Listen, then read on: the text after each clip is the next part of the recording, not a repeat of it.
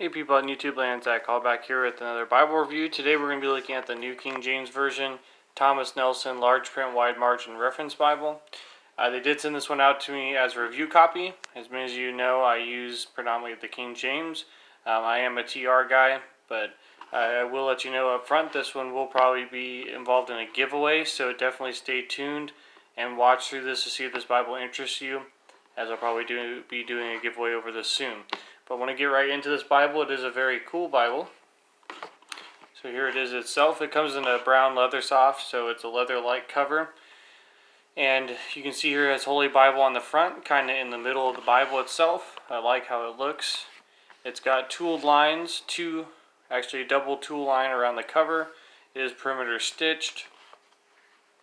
The spine hub is very well done. Accented very well. That is imprinted into the fake leather. Comes with two ribbon markers. You have a brown and a gold, and they are double-sided satin, so they're very nice, soft. They're very long, so they're actually very useful. Now, the only thing I really don't like about this, and I'll get right into this, is the inside paste down liner. To me, this feels like it's too old.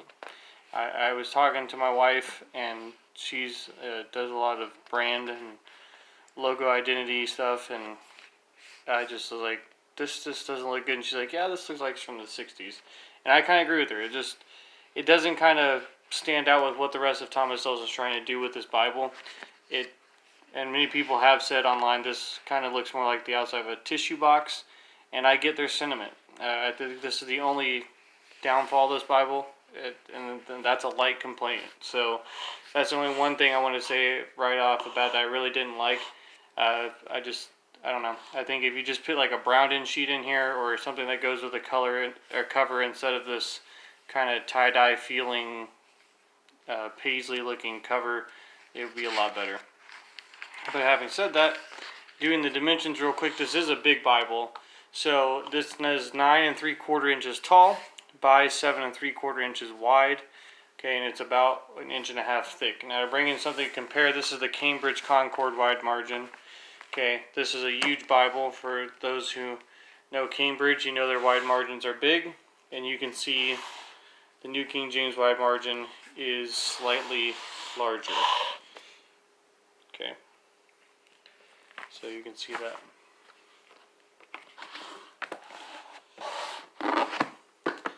Now, getting into this Bible, it does lay flat. I'm serious, anywhere you put this thing. They did a superb job. It is smice sewn, so it does have stitching, so it's very flexible binding. But I mean, seriously, it lays completely flat wherever you put this thing. And so that was one of the kudos I had for this Bible. It's absolutely going to be an awesome desk Bible. If you're a preacher or someone who likes a wide margin, you want to have something thick in the pulpit, this thing will lay flat from Genesis to Revelation, no problems. It is super flexible. The brown leather soft, by the way, does feel really good. It actually does kind of have a leather feel to it, so it is not just a cheap leather soft. It is very well done. So you see the title page there, Thomas Nelson. This Bible is printed in China, so again, I always like to mention that. I know some of those people have some qualms about that, so I do want to let you know about that. Table of contents here, and then you get the preface to the New King James. And so I read over this, and I feel like it's very well done. It does give you a good amount of information, but it's not overdone, so it's short and to the point. You have the Old Testament title page, and then you get right into the books. So here in Genesis, you see there's a book introduction. It's pretty simple. You have author, time, key verse, and theme. That'll be consistent throughout all the book introductions. You can see the book headings are left justified, so they're on the left side of the page. I like that you have this divider line here between the introduction and the text itself. And the text itself is a 10.5 font, and it is line matched except where there is the book introduction. So that won't be line matched, but the text itself is line matched, and it is beautiful. The New King James font is amazing. Of course, it is very close to the King James, but I would say slightly more modern, I guess. It really does look close to the comfort print there for the King James. But you can kind of see how the references work. They're tabbed in there with a little tiny letters, and you can find those at the bottom of the page. The verse numbers here are in bold and red, so those are easy to find. And the reference letters are in red as well, so that makes it a little bit easier to find as well. Translation notes are noted by numbers, so you keep that in mind as well. But I like that the chapter numbers are in red, the verse numbers are in black. The verse numbers are set apart very well, they're easy to find. So I'll give you a whole view of what that looks like. Now the wide margin part of this, they went for both in one Bible. So they did a large print, and 10.5 is a large print. This is very easy to read. However, this outer margin is only 1 1/8 inches, almost 1 1/4 inches. Okay, you've got about 3/4 of an inch on the inner margin here. You'd have about 1/4 inch here to 1/2 inch on the bottom, and definitely about 1/4 to 1/2 inch on the top there as well.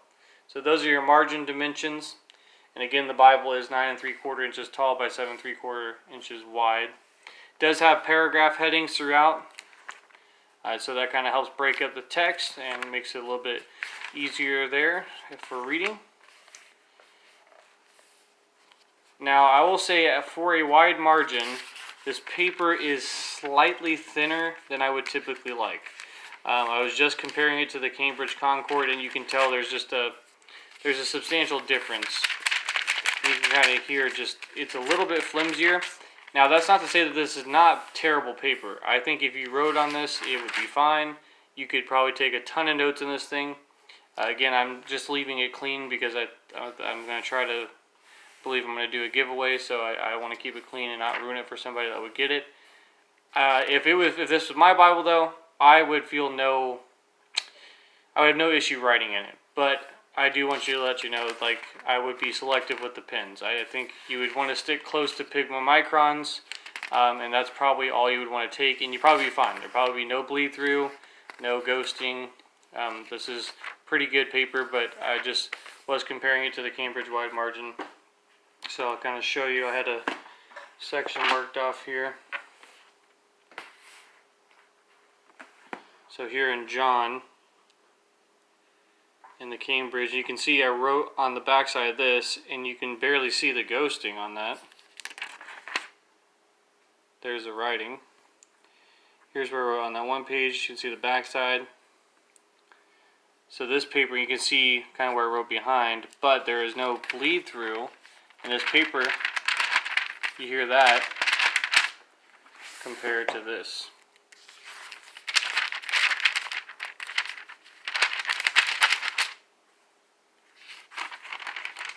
So the Cambridge is a lot thicker, has a lot more density to it. And the Cambridge would be thicker than this Thomas Nelson one, but the Cambridge actually has less pages. So that's something to keep in mind as well. So the paper is a little bit thicker in the Cambridge, but again, I would say this is very good paper. I would, if this was my Bible, I would have no problems writing in this Bible. Now the poetry is obviously set in verse and stanza, so that's a hallmark of the New King James. It does follow modern translations in that way. So I like this. I like the fact that it's set apart. Lets me know what genre I'm reading. And then we'll get to the New Testament here. This is a red letter edition, by the way. So if you're a fan of red letter, this is something that you should probably like. And it is a good red. Thomas Nelson always does a very good job on the red letter. It's very clean. It's a darker red, and it doesn't vary a lot throughout the text. So it's going to be something that's consistent. So I really do appreciate that. And so you can see also, even in the New King James, they'll set apart speeches and letters and teachings, sometimes in quotations, apart from the text, and even some poetry in the New Testament. So that is appreciated as well. Let me go to Matthew at the beginning. You guys can see that real quick. So there's the title page for Matthew, New Testament title page. And so, of course, the benefit of every book beginning on a new page is that you'll have some writing space at the end of every book to add your own notes. So here's the end of Matthew. Have some writing space. There's the beginning of Mark. It's one of those beautiful ribbon markers that they have. Now, as far as everything else goes, it is double column and it is verse by verse. So I know that's something, a lot of feature that a lot of New King James fans like, as they wanted a Bible with verse by verse. Thomas Nelson has delivered on that, and I would say they knocked it out of the park with that. It's a beautiful layout. And I've read from this just to kind of get familiar with it, and it is a joy to read from. It is very beautiful. You're going to get a nice 3-column concordance. This thing is very long and extensive, so if you wanted to study, you would have plenty of material on the back here to help you in doing that.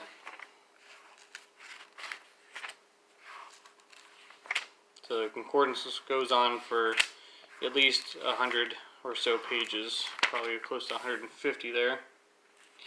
And then it does have a 1-year reading plan, which I love. I'm so glad they include this in all their Bibles, especially for a wide margin. I think it'd be cool as you just check this off and you read every day and you just see how many notes you end up taking and just different ways that God moves in your life throughout the year based on the notes you're taking. I think that's just awesome to have this reading plan in here. So again, if this was my Bible, I would totally be following this reading plan. I love reading plans to death. Then you're going to have some maps here. There is not a map index. You do have a note here regarding the type, how they designed it. So I'll hold that there if you want to pause it and read that real quick. Other than that, the maps are printed on a semi-glossy cardstock type paper. So it's very nice, feels good. It's not too shiny, but as you can see there, obviously in the light, it does have a little bit of a shine to it. You have different maps of the route of the Exodus, the tribes of Israel, Paul's missionary journeys, some pretty basic maps there, but they are good. And they're very well done. Good coloring, everything's very bold and clear and easy to read. So they did a great job on that. And you get to the back again, and you just have that cardstock paste off there, and then the cover. So I hope this has been a blessing to you guys. Again, keep an eye out here maybe in a month or so about a giveaway for this Bible. And just let me know, of course, if you're interested in that in the comments. If you have any questions about this, though, and you do want to get it right away and you don't want to wait for the giveaway, I totally understand that. I will leave a link in the description to christianbook.com where you can get this for a better price. This retails for $59.99. There also is a goatskin version of this. I believe that's easily in the $100 range, probably up the upper hundreds. So I'll leave a link to Christian Book where you can get those cheaper. If you do have any comments, maybe something I didn't go over, please leave that there so I can answer that. I hope this was a blessing to you. Hope it makes you have a more informed decision about buying a Bible. So take care and God bless.